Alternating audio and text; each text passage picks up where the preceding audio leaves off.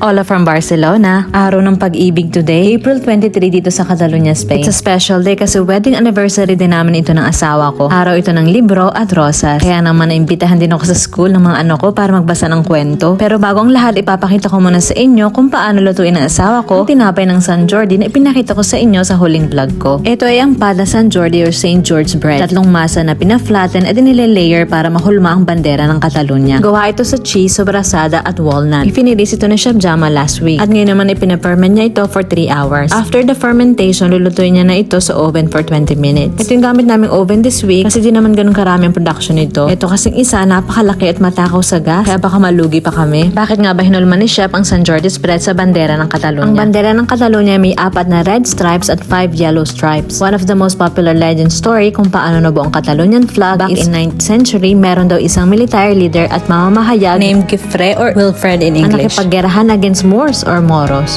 Moors ang tawag nila sa mga Muslim inhabitants dito sa Spain. Sa kasamaang palad, nasaksak ng espada ang matapang na si Gifre. Iniuwi siya para gamutin. Kaya na magawa ang hari sa kalagayan ni Gifre. So bago siya bawian ng buhay, in-honor ng hari ang kanyang katapangan. Itinabi sa higa na ginamit na golden shield ni Gifre sa gera. At ginamit ang dugo niya para iguhit ang 4 na linya. Senyera ang tawag nila sa bandera. Maraming legend history ang bandera. Pati ako nalilito na. Basta ang alam ko, yung 4 red stripes symbolizes the 4 Spanish autonomous communities, which are Aragon, Catalonia, Balearic Island, and Valencia. And yung yellow stripe symbolizes the battlefield. Hindi ako 100% sure sa mga pinagsasabi ko, pero sigurado akong masasarapan ka sa tinapay na ito. Sa araw na ito, makikita mo naka-display ang bandera sa bawat sulok ng Catalonia. Bakit nga ba sila may sariling bandera kung parte naman sila ng Spain? It reflects the dual identity of Catalonia sa loob ng Spain. Meron silang sariling kultura, lengguwahe at sariling institusyon. Karamihan sa kanila dito, patriotic. Talagang they take pride in their heritage. It is also a manifestation of Catalonia's desire to express its unique identity and autonomy within the framework of Spain. Totoo ng Catalonia ay lumalaban para sa kanilang independence against Spain. Gusto nilang maging isang bansa sila at humiwalay sa mga Espanyol. Pero wag na natin pasukin ng politiko kasi medyo sensitive ang topic na to. However, displaying Catalan flag sa araw ng San Jordi doesn't necessarily mean or imply separatism or independence. Gusto lang nilang bigyan ng importansya ang kanilang sariling kasaysayan, lengguwahe at tradisyon. Marami pa rin kasing Catalan see themselves as both Catalans and Spanish. So today is just to celebrate their another identity. San Jordi's Day. Today is celebrated to honor San Jordi, the patron saint of Catalonia. San Jordi or Saint George is known for his love and bravery. Kung di nyo pa naririnig ang kwento ni San Jordi, check nyo yung part 1 ng video na to. Ang araw na to ay ang araw ng bigay ng libro at rosas. Ang lalaki magbibigay ng rosas sa babae at ang babae naman na magbibigay ng libro sa lalaki. Kaya naman sinalubong agad kami ng asawa ko early in the morning bago pumasok ang mga bata para bigyan sila ng rosas. Umorder naman ang principal ng maraming cold cuts at bread para i-treat ng breakfast ang buong school. Kaya ito kami ng asawa ko, pabalik-balik kami para mag-deliver. Medyo nagpatong-patong kasi trabaho today sa shop. Itong shop namin, hindi lang bread ang specialty namin sa araw na ito. Meron din kaming San Jordi's cake at marami pang iba. Nagbenta rin kami ng roses with cold cuts. Today, sinarado nilang ilang streets sa small village namin para tayuan ng ilang stands ng libro at rosa. Syempre, andito rin kami. Masama ang panahon. Kaya nung bandang hapon, nagsara na rin kami. Naubos naman yung paninda namin bulaklak with cold cuts, so okay na din. Bandang hapon naman bumalik ako sa school para magbasa ng libro para sa mga estudyante ng paaralan. Every year kasi humahanap sila ng volunteers na magbabasa ng book in different languages. This year, napili ko English storybook. Nabasa ko na kasi yung Tagalog book ko last year. Kailangan ko na ng bago.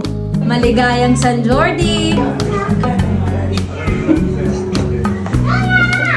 Nasabi ko nga sa inyo na ito rin ang araw ng literatura. Halos mag 100 years na rin simula na nag-start ang bigayan ng libro. Ang sabi, this was established to also honor the death of William Shakespeare at Miguel Cervantes na namatay din ng April 23. Pero ang idea daw talaga ay nanggaling sa isang writer from Valencia. Itong naisip ng author na way para maitaas ang bentahan ng libro at mabigyang buhay ang literatura. Kung isipin mo nga naman, ngayon wala na masyadong nagbabasa. Lahat may cellphone na. Parang unti-unti talaga natin pinapatay ang trabaho ng mga writer. Karamihan sa atin nanonood na lang ng nobela sa TV, sa Netflix, etc. Kaya masaya ako na hanggang ngayon, binibigyan pa rin nila dito ng importansya ang libro kahit once a year. Gusto ko rin kasi makagis na nito ng mga ano ko. Kaya bago sila matulog, sinisigurado ko na binabasahan ko talaga sila kahit ilang pages lang ng favorite nilang libro. Naubusan nga pala ako ng San Jordi's bread na gusto ko sana ipakita sa inyo. Malambot ang tinapay at bawat layers nga ay may iba't ibang flavor. Yung gilid nito ay yung may walnut at medyo dry ng konti. Yung sa gitna ang malambot. Masarap ang combination, sobrasada, cheese. Sana matikman nyo rin. Anniversary din nga pala namin ni Mister. Every year nagde-date kami kahit mapuyat yung mga anak namin kakahintay sa bahay. Para rin sa kanila ito. Pag may healthy and happy parents, may happy kids din.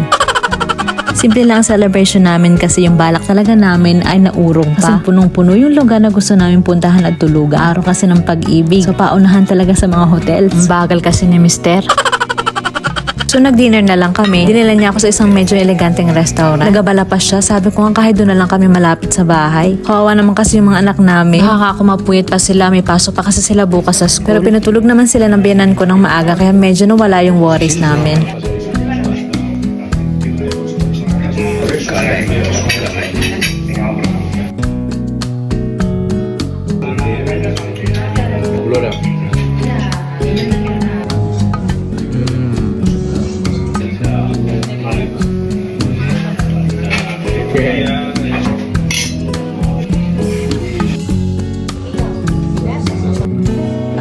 So guys, hanggang dito na lang video natin for today. Sana may natutunan kayo. Hanggang sa susunod. Adios!